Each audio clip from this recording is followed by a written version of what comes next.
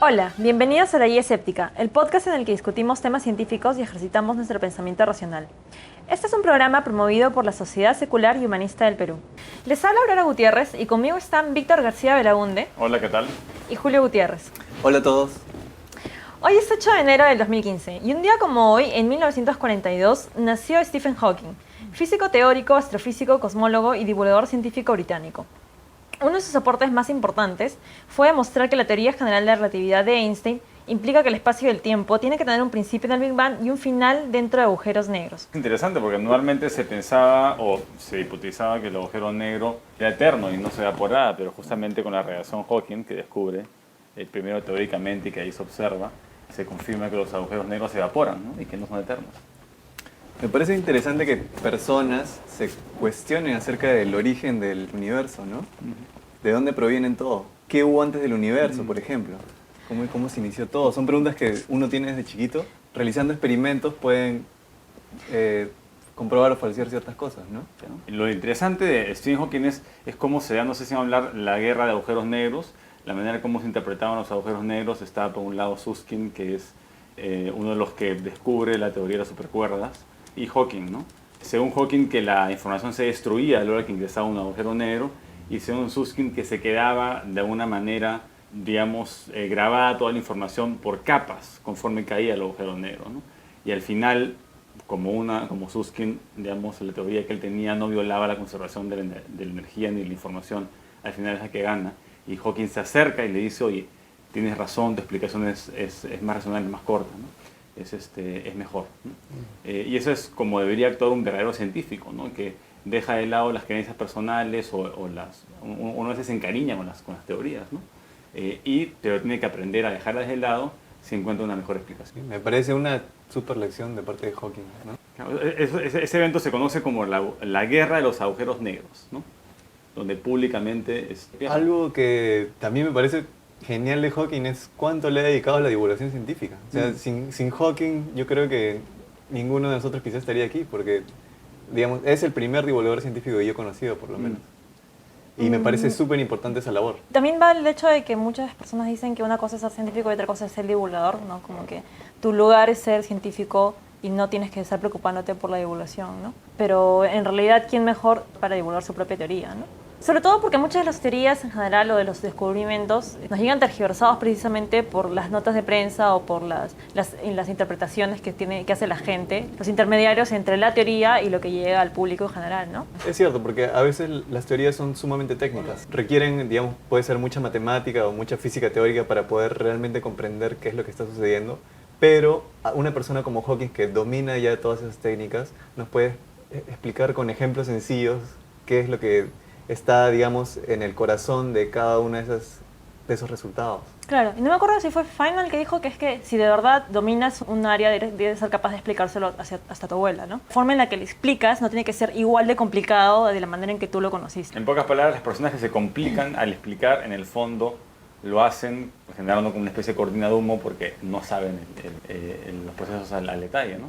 En muchos casos. ¿Cómo podemos imaginar un universo infinito? Podemos imaginar que es finito o infinito.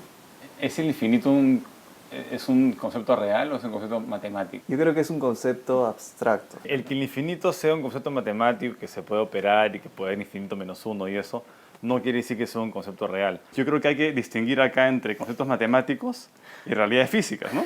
¿Cómo puedes imaginar el infinito si no hay nada infinito? ¿A qué vas cuando dices imaginar el infinito? Yo creo que yo nunca imagino el infinito. Yo imagino algo y después imagino que es infinito. Pero no puedo realmente, mi mente no puede evocar algo que sea infinito. Es como un 8, pero volteado.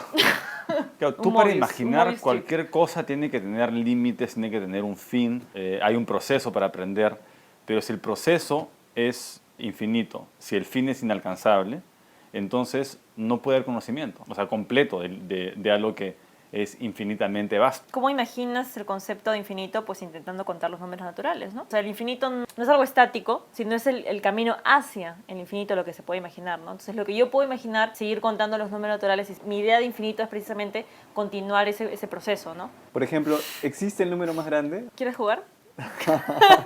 Siempre se le puede añadir uno más, pero en este momento hay un número finito de números que han sido pensados o mencionados o escritos o representados de alguna forma, papel, en computadora, en algo. Hay un número finito de números y por lo tanto debería haber el mayor número que ha sido pensado, ¿no? Pero como tendrías que nombrar una categoría, ¿no? Como el número evocado por un ser humano, el mayor número evocado por un ser humano.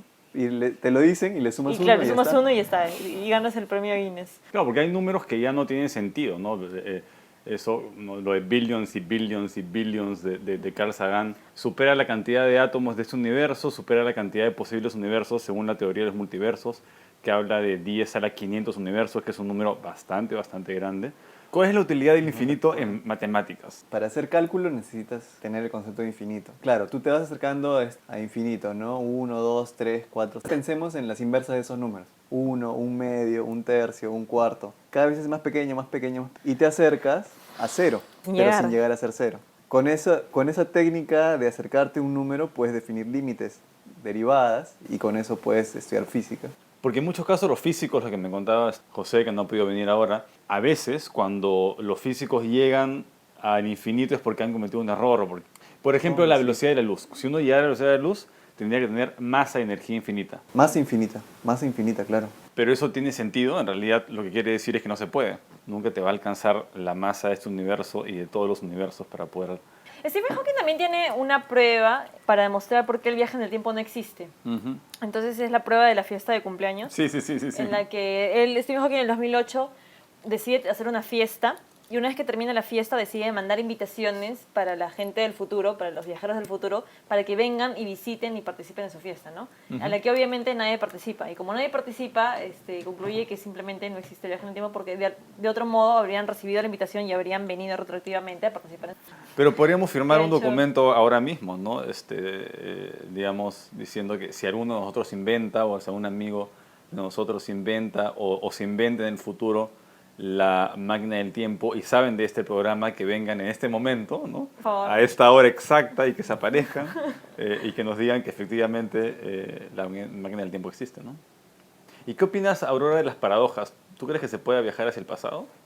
Eso de las paradojas de los gemelos, de la abuela, me parece, ¿no? ¿No sería un problema? La paradoja de volver al futuro. Claro, no, de ir al pasado y matar a tu abuela. No, me refiero a la paradoja de la película Volver al futuro. Exacto. El único problema que se encuentra con eso sería la duplicación de la materia, ¿no? No sacas materia en el universo para crear al tú de la línea que sigue, porque no es que te mueras, y al tú de la línea alternativa, ¿no? Puede viajar al pasado, o si se puede, automáticamente se crearía una realidad paralela, Claro. relativamente aislada de la realidad real. O simplemente el universo dejaría de existir. Tal vez se pueda, digamos, viajar al pasado y en ese momento acaba el universo como lo conocemos. Pero el punto es que si cada vez que viajas al pasado, creas tu línea alternativa. Pero es como la luz de Interstellar, pues, ¿no? O sea, que vas al futuro y das la información hacia el pasado, la información necesaria para llegar a ese futuro en el que mandas la información al pasado, ¿no? O sea, es un loop, es una paradoja que no se puede resolver. Entonces, lo más sencillo, si somos económicos, si aplicamos la ley de la parsimonía en la ciencia, es aceptar que la explicación más sencilla, que es una de las provisiones de la naturaleza, viajar al pasado. Claro. Pero aún así, si están escuchando este programa en el futuro, por favor regresen y visítennos y dennos una señal de que sí se puede. Pero por otro lado, no habría ningún problema en viajar al futuro.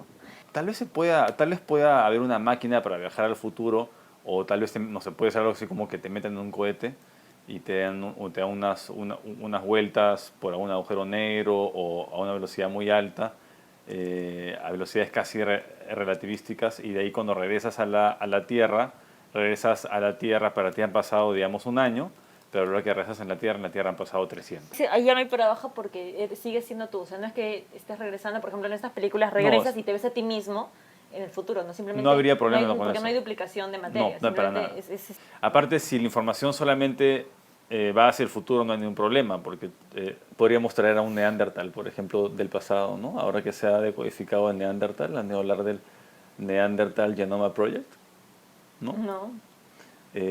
Ya prácticamente se ha decodificado todo el genoma del Neandertal y podrían en un futuro regresarlo a la vida, ¿no? Bueno, los dinosaurios, el ADN está mucho más fragmentado, pero podrían completarse con partes de ADN de otras aves. ¿Eso sería moralmente correcto? ¿Ustedes regresarían a la vida a un Neandertal? Sería bastante. Una cosa es traer a la vida a un pollo y traer a la vida a un homínido, ¿no? A un ser con una conciencia superior, que tiene una vida social. Yendo por ese lado, incluso a mí el tema de los hijos es como, eres dueño de un ser sintiente con sistema nervioso central y autonomía. Pero no eres dueño, pues. Eres responsable. Dado el Estado, obviamente si le haces algo a tu hijo, el Estado puede venir y quitarte a tu hijo. Pero voy al punto de que hay alguien que es dueño de un individuo autónomo. No creo que diga que el Estado es dueño del niño. No, eso es una cuestión ya de Bueno, derecho. define dueño, porque yo defino dueño como la persona que puede hacer a que un individuo haga o no haga las cosas que quiere, ¿no? Y el sí, Estado sí, precisamente sí, puede Cuando eres hacer niño que- te obligan a ir al colegio, ¿no? No eres dueño de tu vida, no puedes decir no ir al colegio. Claro, no eres dueño de nada. Y pero aún lo que acabamos de decir, o sea, ni siquiera es que tus padres sean tus dueños, porque últimamente tus padres son tus dueños en tanto y en cuanto no infrinjan alguna regla superior, ¿no? No, a mí me parece también una especie de pequeño dilema ético, ¿no?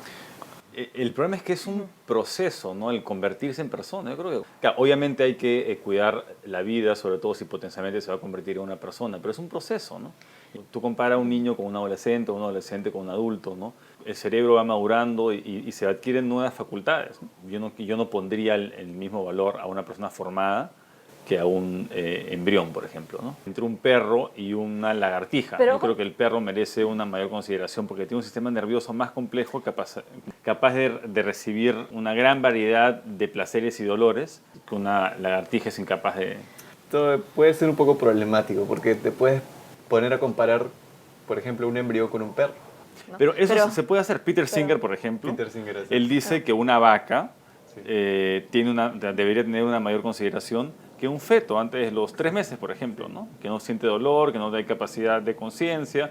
Una vaca es un animal formado, un sistema nervioso complejo, tiene una vida social y sufre, ¿no? Y puede sufrir. Entonces, el torturar una vaca o hacerle daño a una vaca es peor que hacerle daño a un feto que puedes cortar en pedacitos y que no siente.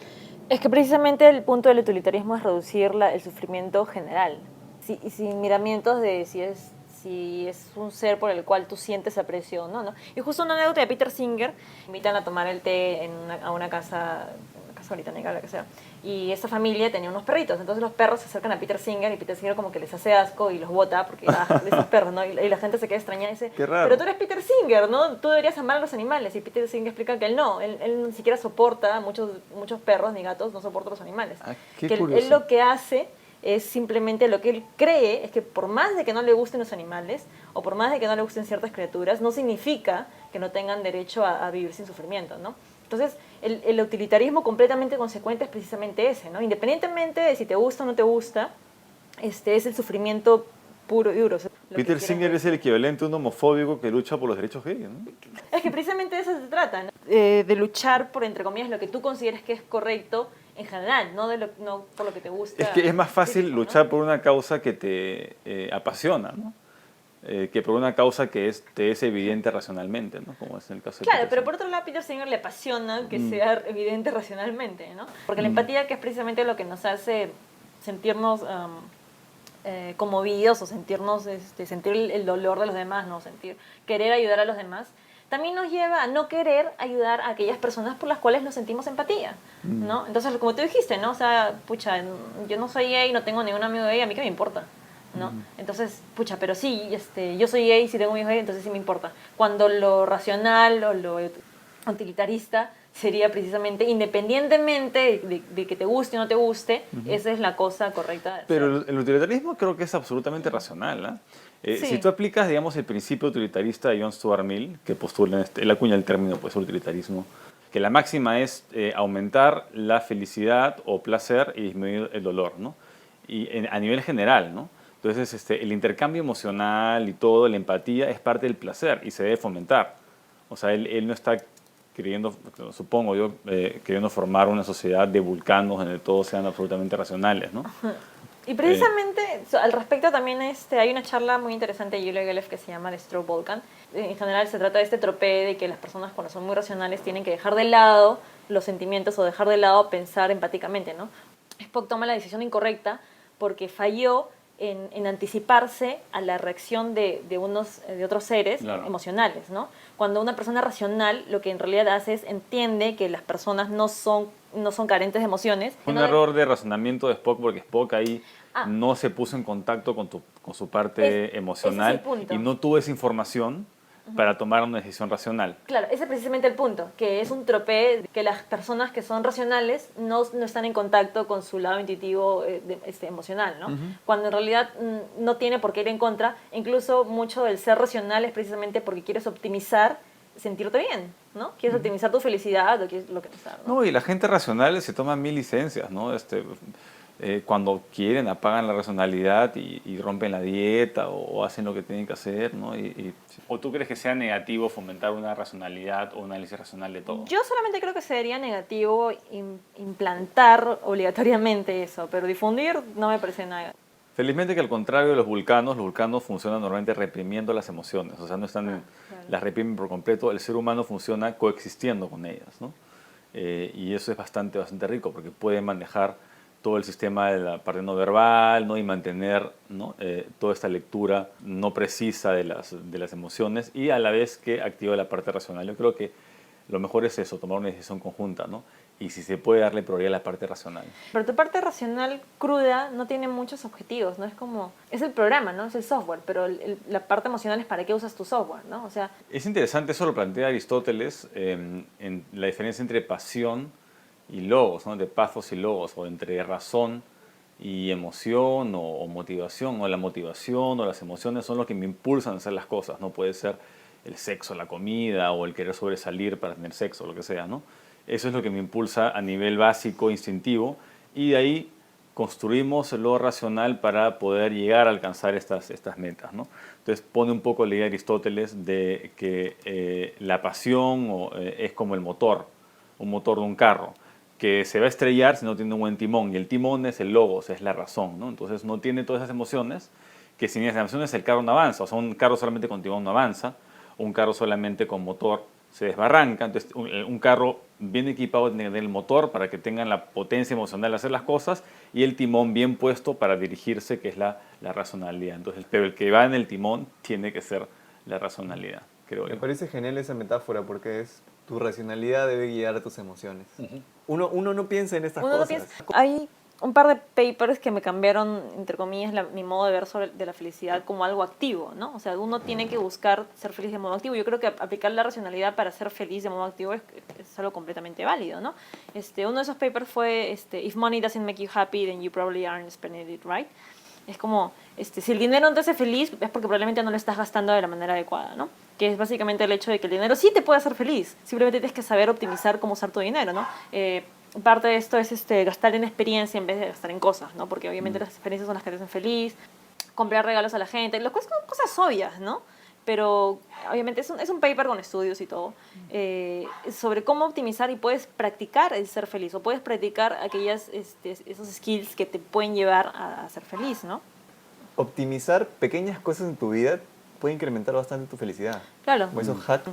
Son esas cosas que las pasas por alto, ¿no? Pasas por alto muchas cosas y no te das cuenta que pequeñas cosas podrían estar afectando tu estado de ánimo, ¿no? Incluso hay un par de self-hacking, hay un par de como que de guías, de experimentos, que es, por ejemplo, si te sientes mal, empieza a cambiar pequeñas cosas para descubrir qué es aquello que cambiándolo podrías hacerte sentir bien. Por ejemplo, adelanta 1 hora más tu hora de sueño, de repente no estás recibiendo suficiente sueño, cambia tu desayuno, o sea, empieza a hacer pequeñas modificaciones buscando dónde puede haber un problema que hayas estado pasando por alto, ¿no?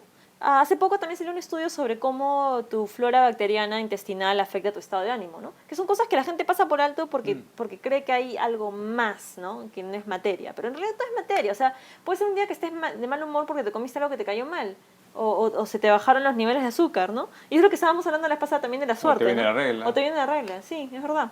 Claro, son miles de cosas que pueden pasar. Es un poquito también ser un poquito consciente de qué es aquello que está molestando. Bueno, Epicuro tenía este consejo para la felicidad. Él decía que para ser feliz había que cultivar 3 elementos, ¿no? Tener amigos, o sea, cultivar la amistad, la buena amistad. Ser libre, autosuficiente, ¿no? Económicamente, mentalmente autosuficiente, o sea, tener autonomía de pensamiento. Y el tercer punto, importantísimo, tener tiempo libre para reflexionar, para darle vueltas al asunto, para calmadamente meditar los problemas, ¿no? Y él acusaba la publicidad como fuente de infelicidad. Él pensaba que la gente era básicamente infeliz porque le hacía caso a la publicidad. Y la publicidad lo que hace es te ofrece productos que en el fondo la gente no quiere el producto, sino que quiere lo que el producto te va a dar, que es, digamos, felicidad. Felicidad te puede dar amigos, ¿no? Por ejemplo, los jueves de patas, ¿no? Claro. De hecho, una de las cosas, personal, hablando desde mi punto de vista personal, una de las cosas que más valoro de mi propia vida es mi libertad. O sea, me gusta tener mucho tiempo libre. No le veo mucho sentido a la idea de trabajar excesivamente en cosas que no me gustan, sino que quiero hacer cosas que me gustan. Y también a la individualidad de la autonomía, ¿no? O sea, el no depender, ni no depender de alguien y el no tener a alguien que dependa de mí. Que no estoy diciendo que eso deba ser, ¿no? O sea, eso se vería desde una cultura gregaria, eso se vería como ser egoísta, ¿no? No hay por qué asociar el egoísmo con la inmoralidad, ¿no? Hay toda una rama ética que se llama el egoísmo ético, que asume que tú puedes ser perfectamente egoísta y velar por tus propios intereses, y eso no tiene por qué estar disociado con los intereses de los demás, y uno puede tener una sociedad que funcione perfectamente bien en eso, ¿no? Es más, si la gente si fuera más egoísta y se fijara más en sus propias necesidades, en sus propios problemas, el mundo estaría mejor. Todos son egoístas, ¿no? Porque al fin y al cabo cuando optimizas para la felicidad de alguien más es porque te causa satisfacción. Yo creo que es porque la gente le tiene miedo a la palabra egoísmo, ¿no? O sea, cree que egoísmo significa lastimar a los demás o no, no ayudar a nadie. Pero egoísmo suena mal. Pero yo creo que nunca puedes no ponerte a ti por encima, porque cada vez que haces a alguien por algo más es porque te causa satisfacción, ¿no? Es como un regalo siempre satisface también a la persona que da. Es precisamente por eso que las maneras de hacerte feliz, una de las maneras de hacerte feliz es precisamente dando a otro. Sí, pero no hay un altruismo. El altruismo siempre busca un beneficio a cambio. La gente busca dar para recibir o para por lo menos ser bien visto en la sociedad y recibir otro tipo de beneficios. Yo he escuchado que tú tienes un como radar, ¿no? Un radar moral, Un por cálculo ejemplo, ¿no? de reciprocidad natural, Claro, ¿no? un cálculo de reciprocidad natural. No hace falta exacto. hacer el cálculo, tú ya sabes más o menos cuánto le debes o... Entonces, Porque ¿qué es lo que tienes que hacer para tomar una decisión? Pensar que tú no eres tú. Pensar que tú eres una persona. sí se presentan pequeñas situaciones en las que tú tomas una u otra decisión respecto a una persona precisamente porque tienes un interés. ¿No? Un interés elevado o un interés bajo, pero un interés, ¿no? No puedes simplemente aislarte y verlo como un ser humano cualquiera y tomar una decisión como si fuese un ser humano cualquiera, ¿no? Y eso lleva a muchos casos, es como lo que dije, ¿no? ¿Por qué darías tu vida por tu hijo? Muchas personas darían su vida por su hijo, ¿no? No es completamente racional, ¿no? Porque obviamente es una vida, nada más es ¿Y vida entre por tu vida. hijo y tu madre? Eso es mucho más complicado, ¿no? Pero se supone que a tu hijo. Porque ¿Por qué se supone? Es una Se cuestión supone evolutiva, porque- ¿no? se Tu supone- madre ya se reprodujo, tu hijo se puede reproducir y continuar la línea. O sea, y eso Y- pasa en todas las especies. Las especies normalmente prefieren, si sacrifican a alguien, prefieren sacrificar a alguien que tiene menos posibilidades de sobrevivir. Eso pasa, por ejemplo, cuando las gacelas cruzan, no sé si eran las gacelas, esos animales que cruzan un río, cocodrilos abajo, ¿no? Y lo que hacen es, se miran así alrededor y ya pagaste pato. Eligen al más viejo del grupo y lo empujan desde atrás, así, Claro. ¡ah! Y lo lanzan. Los cocodrilos se comen a esa gacela y mientras que se comen ya los demás pueden pasar, ¿no? Ese ejemplo es muy preciso porque antes se pensaba que las gacelas, por observación, que el individuo se sacrificaba a favor de la población de gacelas o de Ujú. ciervas, Sí, ¿no? sí. Pero después se vio que no es que se sacrificara, sino que las otras le iban empujando para botarla, Exacto, ¿no? creo que eso lo Entonces, vimos en Behavioral Biology de Sapolsky. Sapolsky, ajá. Él justamente creo que vimos en la misma clase. Él explica que en el documental National Geographic explicaban que la gacela se sacrificaba por el grupo y en el fondo no era así. En Claro. el fondo le estaban matando porque era la más vieja, era un sacrificio por el grupo. Es el punto que también toca de Selfish Gene, que no existe el bienestar de la especie. O sea, tú como individuo en verdad no te preocupas por el bienestar de la especie genéticamente o instintivamente. Tú te preocupas por tu propio bienestar. El bienestar de la especie es algo racional, es algo que en lo que tienes que pensar racionalmente, que no te sale instintivamente. Tú no te puedes sentir identificado directamente con toda tu especie. Singer usa otro ejemplo de un actuar versus un no actuar. Precisamente para invocar el altruismo, ¿no? Que es, ¿qué pasa si tú te acabas de comprar un traje nuevo súper caro y estás caminando por el parque o estás caminando por el campo y ves que un niño se está ahogando en un lago, ¿no? Y tú sabes que para poder salvarlo no te va a dar tiempo de quitarte el traje y que necesariamente tienes que meterte con tu traje recién comprado y carísimo para salvarle la vida a un niño. Entonces, la valoración que estás haciendo en ese momento es arruinar mi traje versus la vida de un niño, ¿no? Y casi todas las personas estaban de acuerdo en que lo correcto es arruinar tu traje y salvar la vida de un niño, porque la vida de un niño vale más que tu traje, ¿no? Pero nadie hace la analogía de que actualmente ya hay niños que se están muriendo y que podrían ser salvados con el equivalente al dinero que usas en comprar cosas materiales como un traje. Como no los estás viendo morir directamente frente a ti, no te importa, ¿no? Y no estás dispuesto a dejar de comprarte un traje para salvarle la vida a un niño, ¿no? Cuando es exactamente el mismo caso, es simplemente el mismo caso. Estás salvando la vida versus sacrificando una cosa material tuya, ¿no?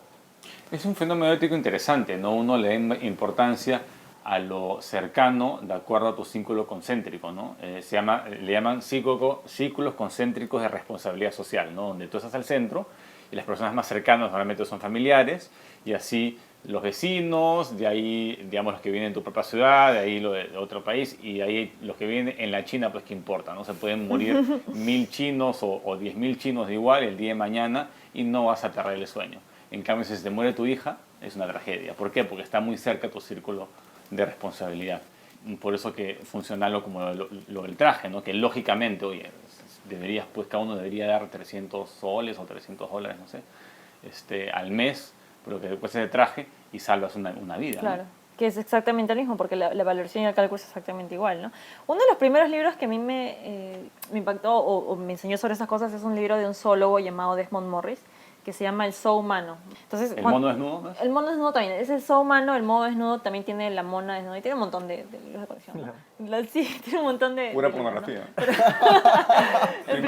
El primero que yo leí El Zoo Humano, ¿no? Entonces me dio a conocer este concepto de la no identificación con tu supertribu. Tú a lo mucho puedes identificarte con tu tribu, ¿no? Que es lo que te refieres con los círculos concéntricos, ¿no? O sea, claro, solamente puedes llegar a identificarte con aquello con lo que entras en contacto. Y es por eso que es necesario un control, una coerción y una obligación de sentirte parte de un grupo mucho más grande como es un país. Y sobre lo de los chinos muriendo, el ejercicio era que te mostraba un ave manchada por petróleo y te preguntaba cuánto estabas dispuesto a donar para salvar esa ave, ¿no? Entonces donabas, por ejemplo, ya $70.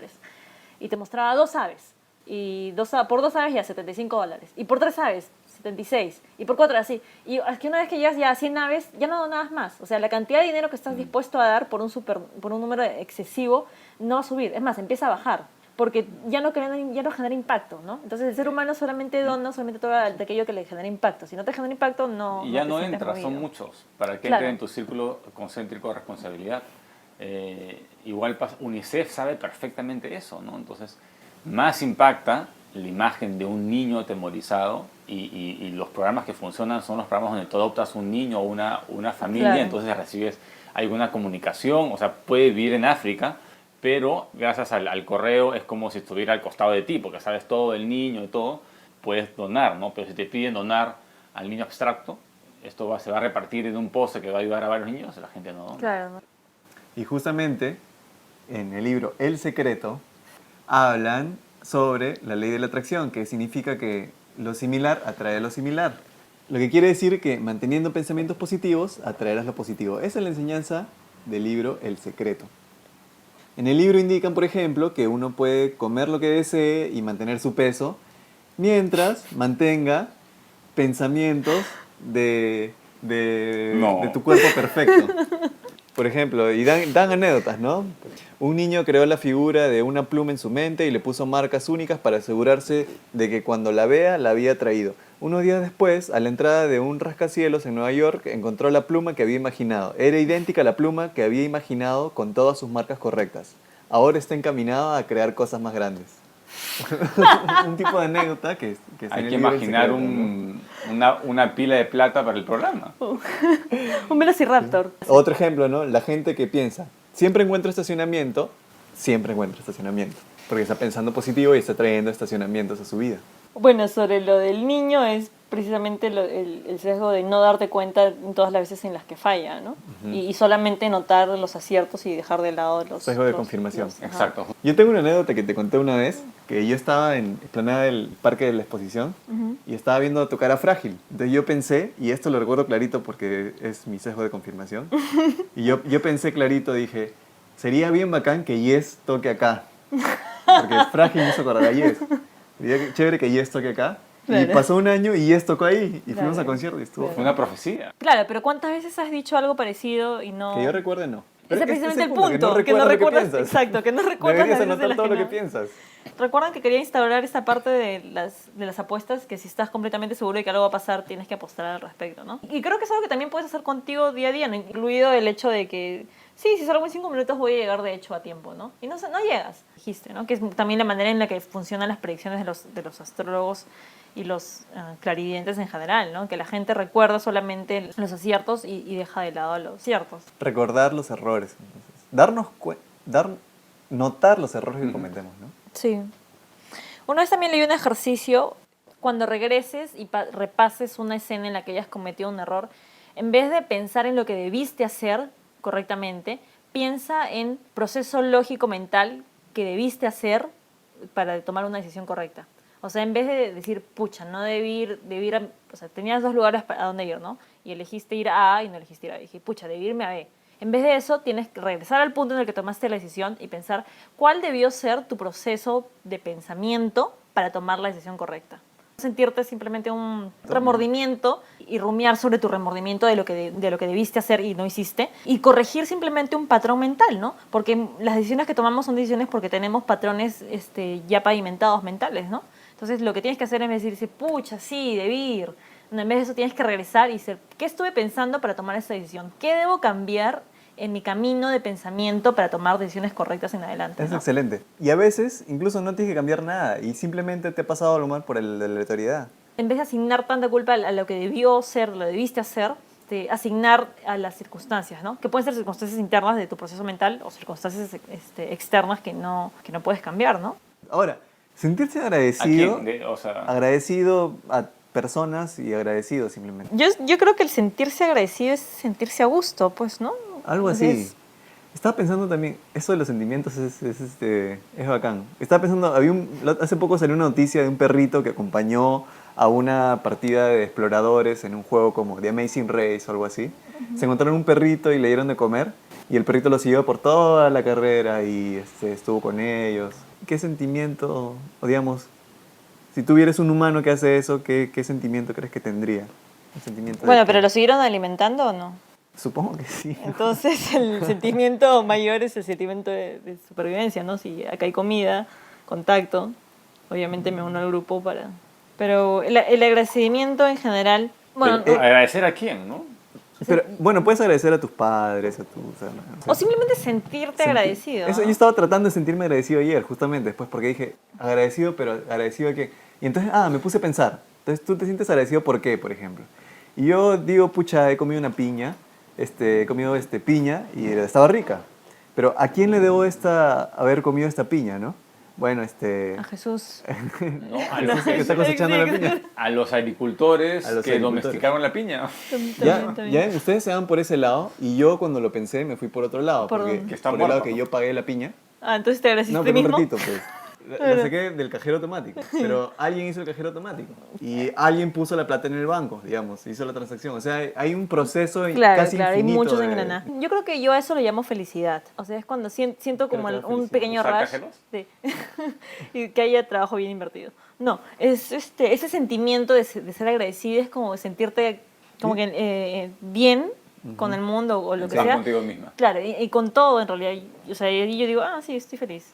Y sonríes. Y cantas si quieres.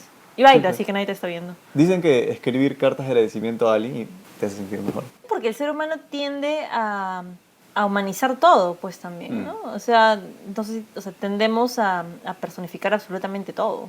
Entonces, la idea de agradecer a la nada, creo que tú tienes que tener un objeto al cual agradecer, tienes que tener un receptor de tu agradecimiento. Va con todos los masejos, ¿no? Lo que decimos que el ser humano resuelve problemas y para resolver problemas busca patrones para resolver problemas. Pero es esta búsqueda de patrones la que nos lleva también a tener muchos sesgos y a no resolver ciertos Yo, por ejemplo, problemas. me fui agradeciendo por la gente que hizo el software, el cajero automático, qué sé yo, un montón de gente que trabaja en el banco y después... Tus oraciones en la noche deben ser larguísimas. Los ¿no? que me Pero- contrataron. Te Ya. vas por el otro lado, por los que cultivan la piña, también tienes que agradecer. Claro, tienes que agradecer Otra a los cadena que hacen... infinita. Sí. Bueno, pero ese punto en particular del libro, bueno, me parece sí es válido, ¿no? Y no lo he escuchado solo en este libro, lo he escuchado en otras partes. Me lo han recomendado gente que confía en su juicio, que si tú te quieres sentir mejor, le escribes en unas cartas, escribes a tu amigo. No, el problema del libro, el problema del libro y lo plantean como algo científico y lo justifican con la mecánica cuántica, con el magnetismo. Cierto, básicamente, ¿no? Que haya una conexión entre desear algo y que se alineen los cuantos del universo, ¿no? Entonces, eso no es cierto. Lo que sí, a nivel psicológico, sí, puede ser muy útil. Puede ser muy útil creer que lo positivo atrae lo positivo. Puede ser muy útil creer en las buenas vibras. Puede ser bastante útil, pues, creer en la suerte, ¿no? Claro, pensar positivo te hace sentir bien, ¿no? Y claro, Pero el problema yo creo es perder la visión del mundo. claro. O sea, por pensar positivo, tú piensas de la forma A, pero el mundo es de la forma B. Cuando hablamos de sesgo cognitivo, precisamente un sesgo cognitivo es eso, ¿no? Es no tener un modelo adecuado de la realidad y que te lleva precisamente a tomar malas decisiones. Y como, por ejemplo, para que se convierta en un problema, estás empezando a decidir usar la ley de secreto, como decían lo del carrito rojo, en vez de trabajar, ¿no? Exacto. Porque si dejas de hacer, cambias cosas en tu vida cotidiana para preferir este método que no sirve. Te lleva a la inacción, como rezar todo el día en vez de buscar de verdad solucionar los problemas, ¿no? Acá te lleva a, en vez de estar rezando, pues a pensar en positivo todo el día y concentrarte en esto y, oye, puede ser que no sea suficiente. Y otra de las cosas que puede pasar es pensar en lo contrario de esto, que porque te están pasando cosas mal es porque estás pensando en negativo y eso puede llevar a personas a sentirse También. mal. Como por ejemplo, te están pasando cosas malas en la vida, es porque estás pensando en negativo. En Y efecto. eso más bien puede causar que te sientas peor. Por el efecto nocebo al que hablamos, ¿no? Sí, y de hecho creo que sí ha pasado varias veces en las que he escuchado acusaciones. O va una madre y le dice, mi hijo se está portando mal y el guía espiritual le dice, es porque eres una mala madre. Y porque seguro que tienes pensamientos negativos y cuando la concebiste tuviste pensamientos negativos, lo cual le crea una carga emocional extra a la madre de pensar que todo lo que está pasando con su hija es por culpa de que de repente cuando estuvo embarazada estuvo pensando en cosas negativas, ¿no? Entonces, no solamente no solucionas el problema, sino que generas un nuevo problema, ¿no? Que es el problema de la carga emocional con la que tienen que lidiar ahora, ¿no? Que son las personas que lo creen. Y hay otro ejemplo que mencionan bueno, yo escuché el audiolibro, escuché un pequeño fragmento del audiolibro que está en Group Shark. Un pata en Estados Unidos agarró una piedra y dijo, esta va a ser mi piedra de la felicidad. Y tenía la piedra y cada vez que agarraba la piedra pensaba pensamientos positivos. Y una persona de África, se contactó con él, se contactaron de alguna forma y esta persona estaba sufriendo problemas, tenía un hijo enfermo o algo así, y le pidió que le mande una piedra para que piense positivo. Entonces le mandó la piedra de la felicidad. Pero era una piedra que él había agarrado de la playa. Entonces dice que el pata fue, buscó una piedra y no podía ser cualquier piedra, buscó una piedra bonita y se la mandó. Y después el pata le escribió diciendo que gracias por esta piedra, ha sido una fuerte inspiración, ha funcionado mucho, mi hijo se ha curado y estamos vendiendo piedras de la felicidad, $10 cada una. Así le dijo. Al fin y al cabo todo lo vas a convertir en un negocio. Que No, es una falsa funcione asociación, o no funcione. Porque haya habido una conciencia de esa naturaleza no quiere decir que estén causalmente relacionados, ¿no? Claro. Pero el punto también es con lo que dijiste al principio, ¿no? Y cuando no funciona es porque te dicen es que no creíste lo suficiente, Exacto. ¿no? O sea, nunca es culpa del sistema, siempre es algo externo. No hay manera de probar la falsedad de esa afirmación. O sea, no hay manera de probar la ley del secreto. Es que tendrías que saber todo lo que piensas. O la ley de atracción, perdón. Sí. Ya es imposible saber todo lo que piensas. Bueno, pero ya que hemos estado hablando de que precisamente para caer en esto de la ley de secreto necesitamos necesitamos tener un sesgo de confirmación. ¿Cómo definen ustedes exactamente un sesgo cognitivo? ¿Qué es para ustedes un sesgo cognitivo? ¿Y por qué es importante conocer nuestros sesgos cognitivos? Para mí un sesgo cognitivo es un proceso equivocado de razonamiento. Mapa del mundo que está equivocado y que te hace tomar malas decisiones, ¿no? ¿Qué opinas tú?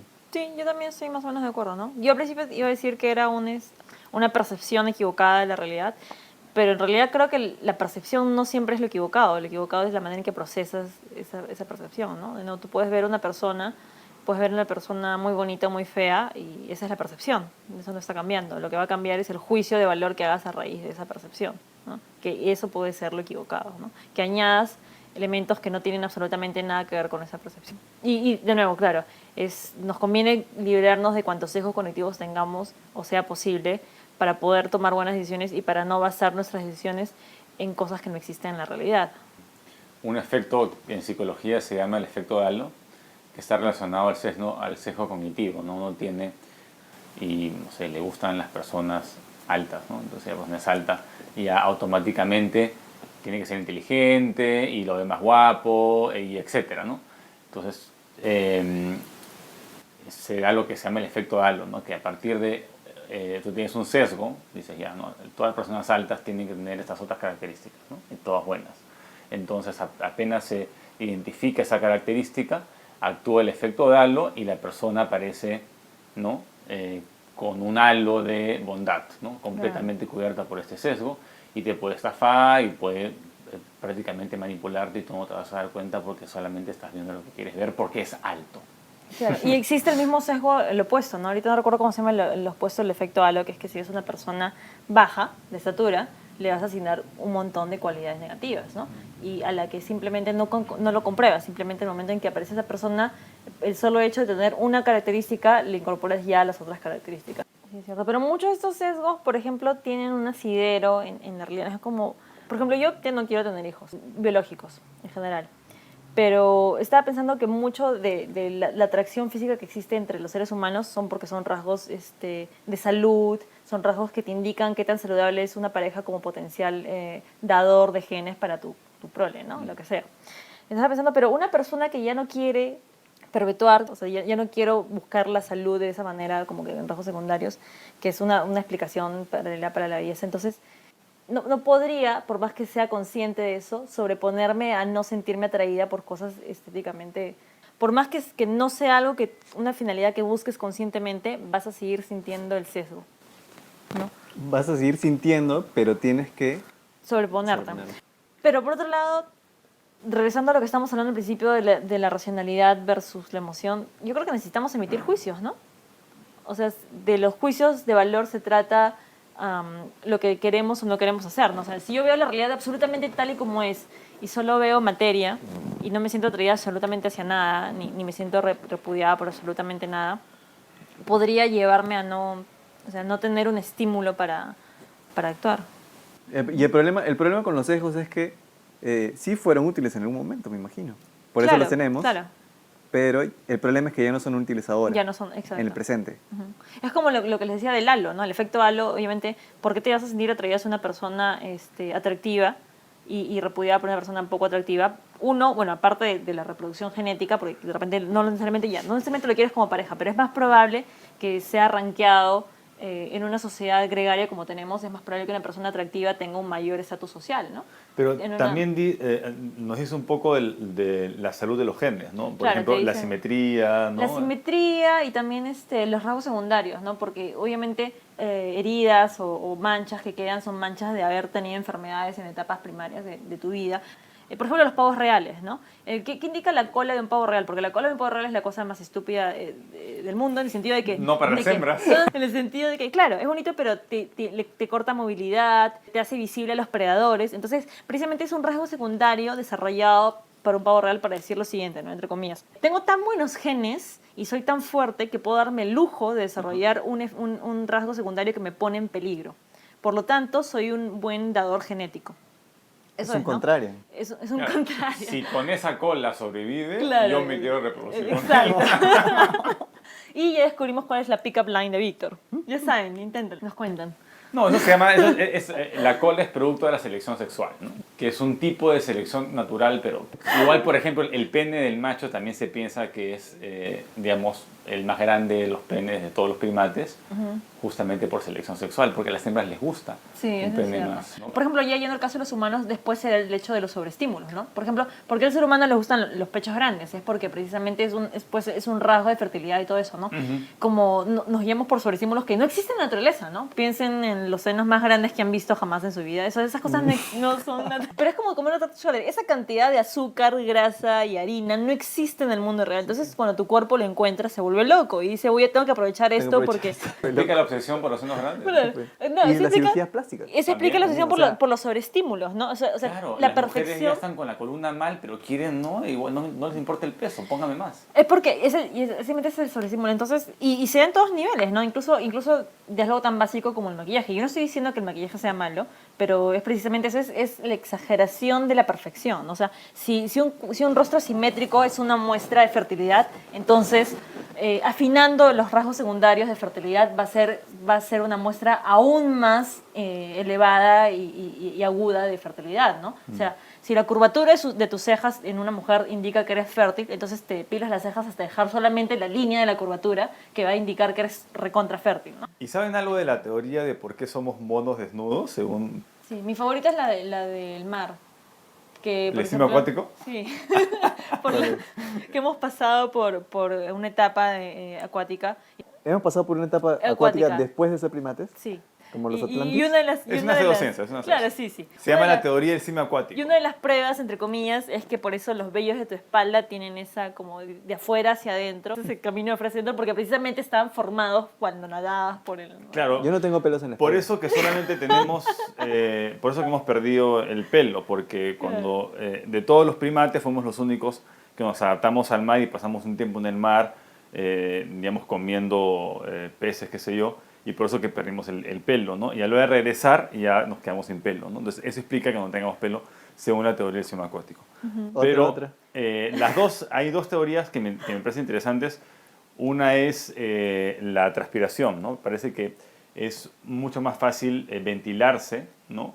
Si puedes sudar sin pelo que sudar con pelo, ¿no? El sudar con pelo atrapa el calor, no se disipa bien, ¿no? Entonces el poder bajar la temperatura nos permite correr largas distancias. Somos un tipo de simio, al contrario, digamos, de los demás primates, podemos aguantar horas corriendo inclusive bajo el sol, y eso no lo puede hacer ningún otro primate, ¿no? Entonces esa es una teoría. Y otra es por selección sexual, ¿no? Parece que es conveniente que las parejas no tengan pelo para que haya más estimulación, fomentar la monogamia, y la monogamia es importante porque ustedes saben que de todos los primates nuestros hijos requieren de mayor periodo de aprendizaje, ¿no? Esa me Entonces, suena más. Jerry Seinfeld dice que un hombre cree que quiere más mujeres, pero en verdad no.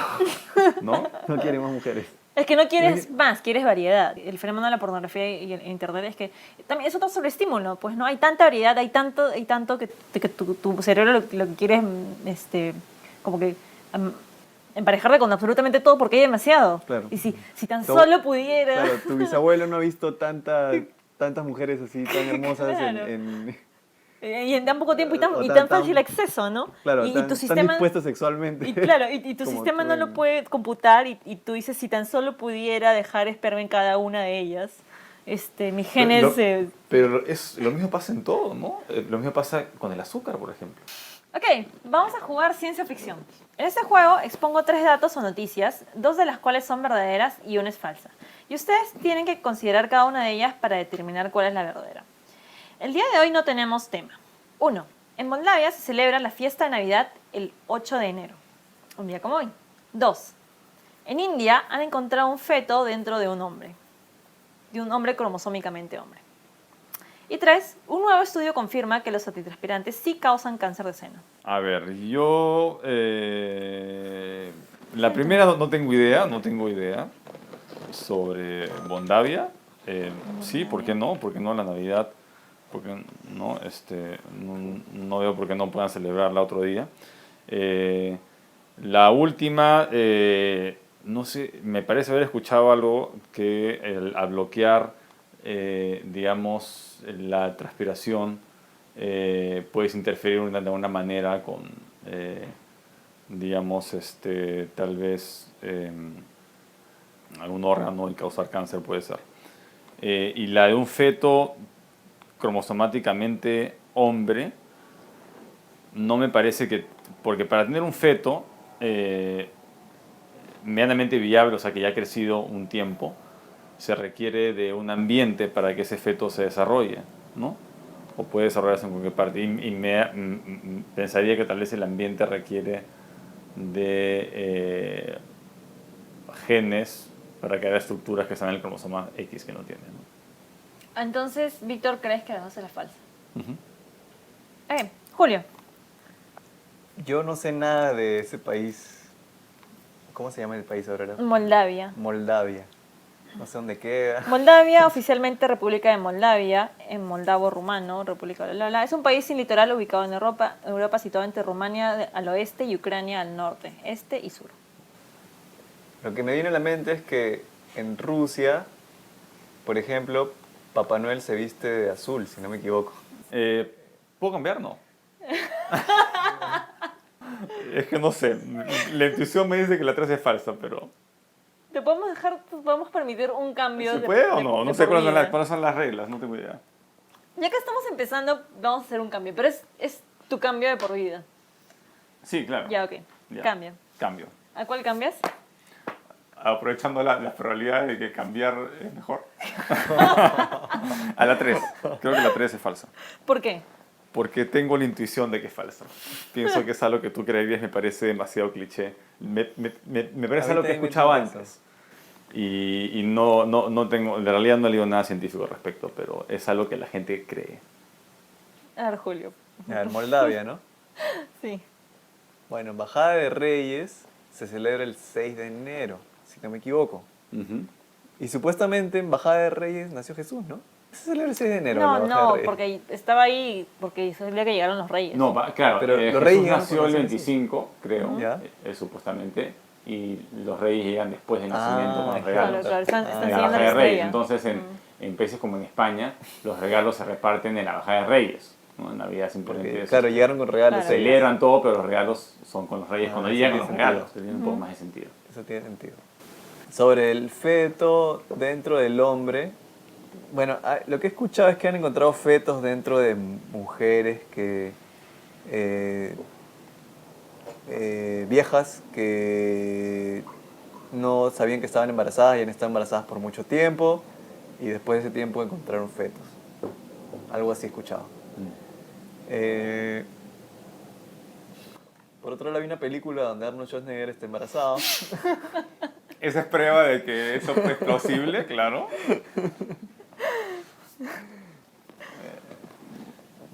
Una fuente confiable.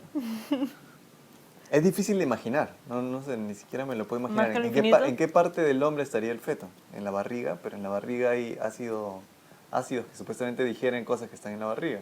Así que no puede estar ahí. No sé, ¿en qué otra Es un parte? parásito, podría crecer en cualquier parte, ¿no? Dadas las condiciones. Pero, ¿cómo llegó ahí? O sea, Víctor, Podría por llegar. favor, Víctor, o sea, por favor. no. yo creo que debería estar dentro de algún órgano, ¿no? Como dentro de... Pero no hay dónde. Así que, ¿y cómo llega ahí en todo caso? No sé. Y la tercera, Sí, que es es, un milagro. que Como- algunos desodorantes, me parece. ¿Cuál es la noticia, Aurora?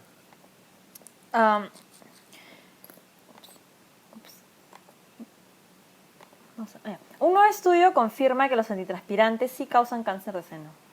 De seno. Esa Ya. remama.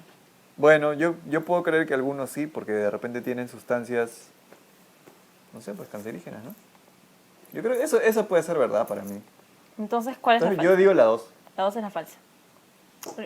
Entonces, Víctor ha elegido la número 3 y Julio ha elegido la número 2. Y como nadie ha elegido la número 1, vamos a ir con la número 1. Celebra la fiesta de Navidad del 8 de enero, sí, porque en la Iglesia Ortodoxa Cristiana de Rusia se celebra la Navidad, la fiesta, incluso la fiesta es el 6, 7 y 8, que es la fiesta de Natividad, ¿no? Y ahora vamos con la número 2. Vamos en orden. En India encontraron un feto en un hombre.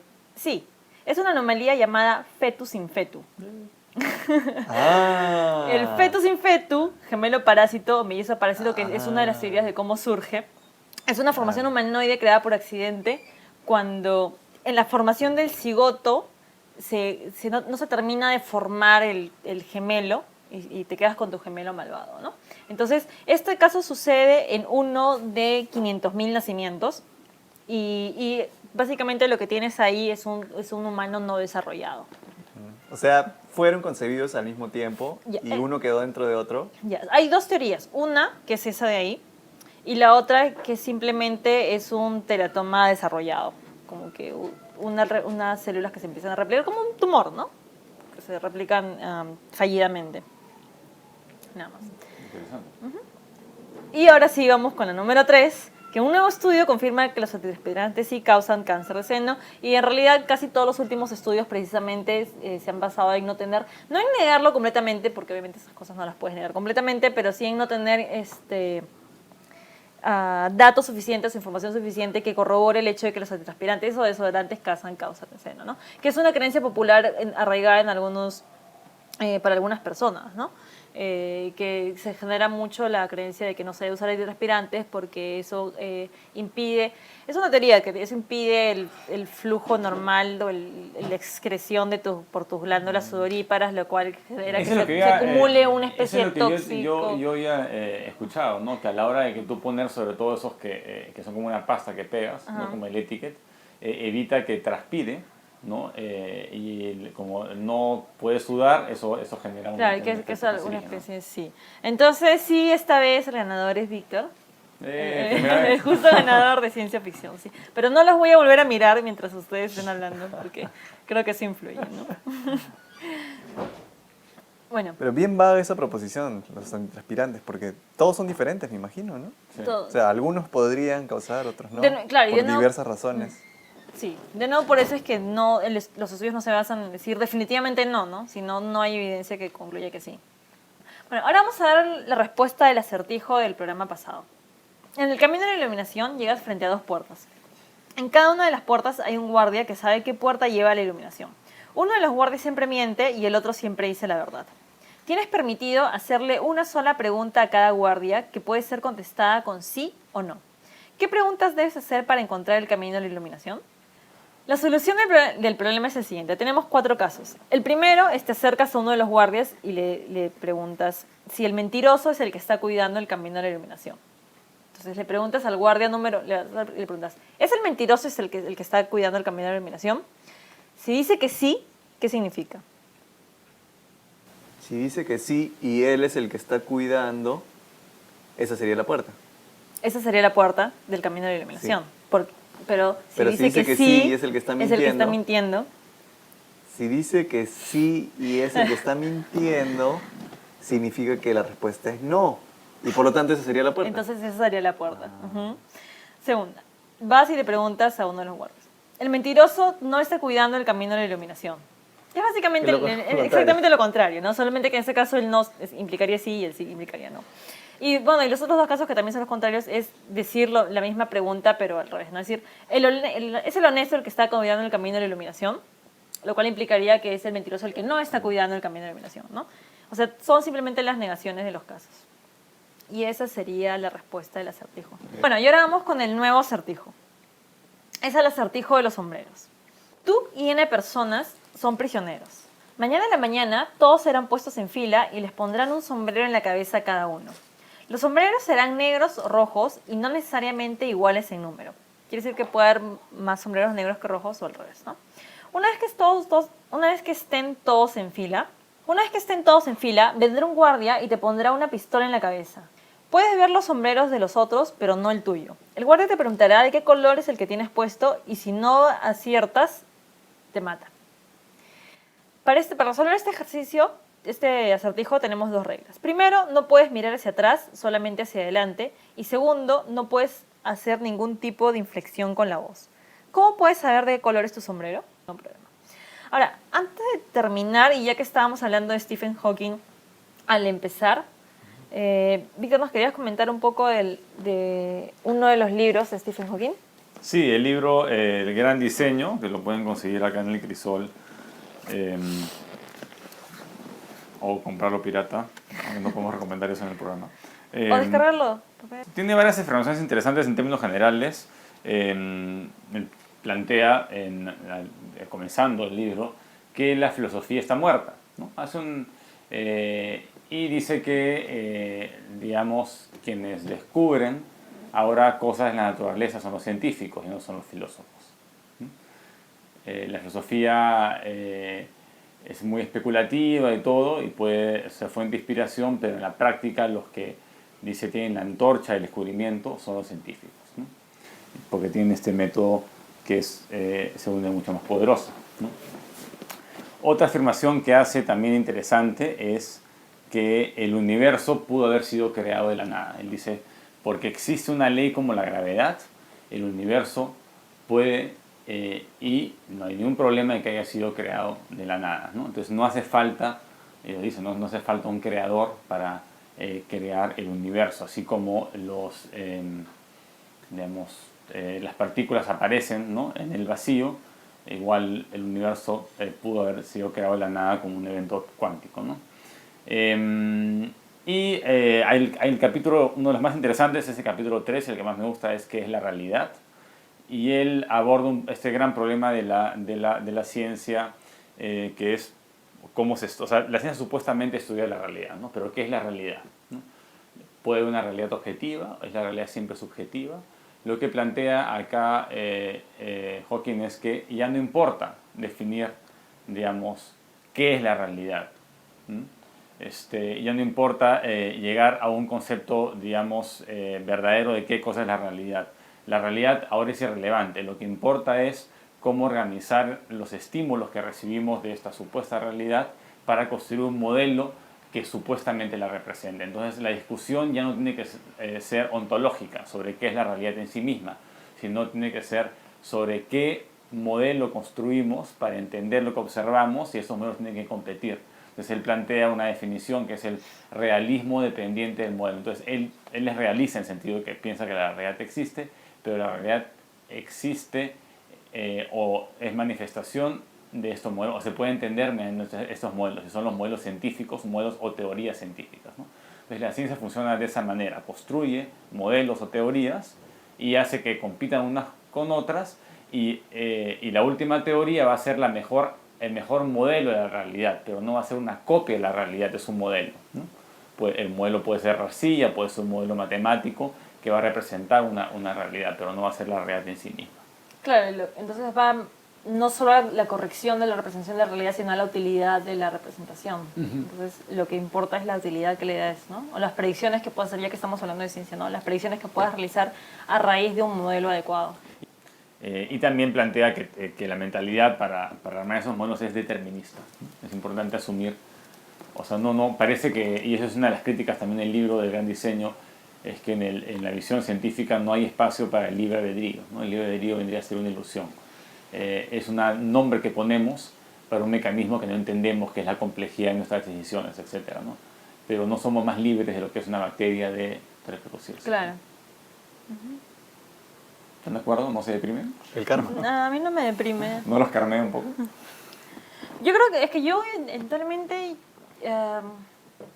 yo enfatizo mucho la experiencia. O sea, yo le doy mucho énfasis a la experiencia, independientemente de lo que... Me gusta mucho pensar en el meta, ¿no? Me gusta mucho hablar sobre la explicación del por qué. Incluso ahorita que hablamos del sobreestímulo, ¿no? O sea, el hecho de saber que una torta de chocolate es un sobreestímulo y que yo estoy completamente diseñada para disfrutar de ella porque son nutrientes que se encuentran con dificultad en un estado de naturaleza y mi cuerpo lo único que hace es reaccionar ante eso porque creer que va a estar mejor nutrido. Eso no me hace disfrutarla menos, ¿no? O sea, el hecho de que yo quiera saber por qué y el hecho de que entienda que simplemente estoy diseñada para eso, no resta al disfrute que yo logre al incurrir en eso, ¿no? Pero no te da satisfacción saber por qué tienes ese deseo casi incontrolable. Sí, pero me da satisfacción intelectual. Tampoco creo que añade a la satisfacción en el momento de comer la torta. Pero también puede afectar tus decisiones. Por ejemplo, esta ley de la economía, que el primer helado, digamos, es muy satisfactorio, el segundo un poquito menos, y así llega un punto en que ya te asquea, ¿no? Claro, claro.